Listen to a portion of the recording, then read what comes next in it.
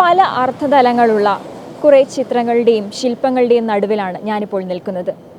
കുറച്ച് കലാസൃഷ്ടികൾ എന്നതിനപ്പുറത്തേക്ക് ഇതെല്ലാം ഒരു മനുഷ്യൻ്റെ 60 വർഷത്തെ അനുഭവങ്ങൾ കൂടിയാണ്. ശീതീകരിച്ച ഓഡിറ്റോറിയമോ താത്വിക അവലോകനം നടത്താൻ ബുദ്ധിജീവികളോ ഇല്ല. തിരുവനന്തപുരം മാനവീയം വീഥിയിൽ ഒരുക്കിയിരിക്കുന്ന ഈ കലാപ്രദർശനം സാധാരണക്കാർക്ക് വേണ്ടിയാണ്. മാതൃത്വത്തിന്റെ മാധുര്യമുള്ള അമ്മയും കുഞ്ഞും ശില്പം മുതൽ ജാതിമത രാഷ്ട്രീയത്തിന്റെ പേരിൽ തമ്മിൽ തല്ലുന്നവർക്ക് മനുഷ്യർ ഒന്നിക്കണമെന്ന സന്ദേശം നൽകുന്ന ശില്പം വരെ ഇവിടെയുണ്ട്.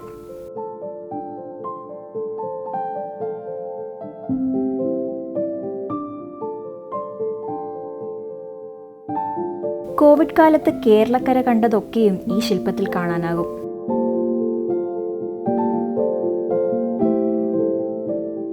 പേപ്പർ പൾപ്പ് ശില്പങ്ങളും മന്നത്ത് പത്മനാഭനെയും കലോത്സവത്തിലെ 1ാം സമ്മാനമായ സ്വർണ്ണക്കപ്പും എല്ലാം നിർമ്മിച്ചത് തിരുവനന്തപുരം മെഡിക്കൽ കോളേജിൽ അനാട്ടമി വിഭാഗം ആർട്ടിസ്റ്റ് മോഡലറായിരുന്ന ആര്യനാട് രാജേന്ദ്രൻ എന്ന കലാകാരനാണ്. പരിചയമുള്ള ആർട്ടിസ്റ്റുകൾ എല്ലാം കൂടെ ചേർന്ന് പല ഓഡിറ്റോറിയങ്ങളിലും പ്രദർശനം നടത്തിയിട്ടുണ്ട്. അവിടെയൊന്നും നമ്മളെ പൊതുവായ ആൾക്കാർ അവിടെ എത്തപ്പെടുന്നില്ല. അവർ ആ ചിത്രങ്ങളെക്കുറിച്ച് വിലയിരുത്തുന്നില്ല, മനസ്സിലാക്കുന്നില്ല. അവിടെ അവരാരും കയറുന്നുമില്ല ആ ഓഡിറ്റോറിയങ്ങളിൽ. അപ്പോൾ ഇനിയും അതുപോലെ തന്നെ പോകേണ്ട ഒരു കാര്യമില്ല.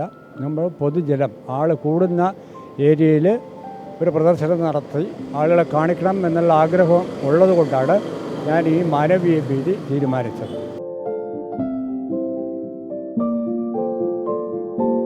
40ഓളം ശില്പങ്ങളും 200-ൽ പരം ചിത്രങ്ങളുമുള്ള ഈ കലാപ്രദർശനത്തിനിടയിൽ പെട്ടെന്ന് കണ്ണുകൾ ഉടക്കുന്നത് ഈ ചിത്രങ്ങളിലേക്കാണ്.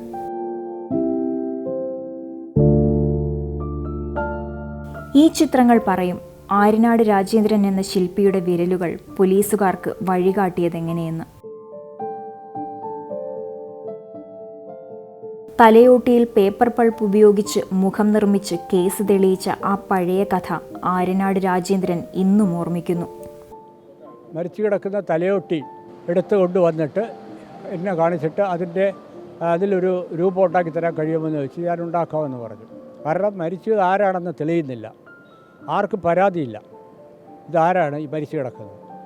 അപ്പോൾ ഞാൻ അതിന് ചില അളവുകളുണ്ട്. ഓരോരുത്തരുടെ മനുഷ്യരുടെ തലയോട്ടി അനുസരിച്ചാണ് അവരുടെ മുഖത്തിൻ്റെ രൂപം. വണ്ണമുള്ള ആളിന് വണ്ണമുള്ള തലയോട്ടിയായിരിക്കും, ചൊട്ടിയ ആളിന് ചൊട്ടിയുള്ള തലയോട്ടിയായിരിക്കും. അപ്പോൾ ആ മെത്തേഡുകൾ അനുസരിച്ച് എല്ലാം വച്ച് പൂർത്തിയാക്കിയതിന് ശേഷം മൂക്ക് ചെയ്യും. മൂക്കിൻ്റെ രൂപം എനിക്ക് നമ്മുടെ ഭാവനയിലൊക്കെ ചെയ്യും. ആ രീതിയിൽ അതിൻ്റെ പടം എടുത്തിട്ട് ക്രൈം ബ്രാഞ്ചിലെ പോലീസുകാർ സംശയമുള്ള കോളനികളിലും ഏരിയകളിലും കാണിക്കുമ്പോൾ അത് ഇന്ന ആളാണെന്ന് പറയുമ്പോൾ അത് ആളെ കുറ്റവാളിയെ കണ്ടുപിടിക്കാൻ പറ്റും.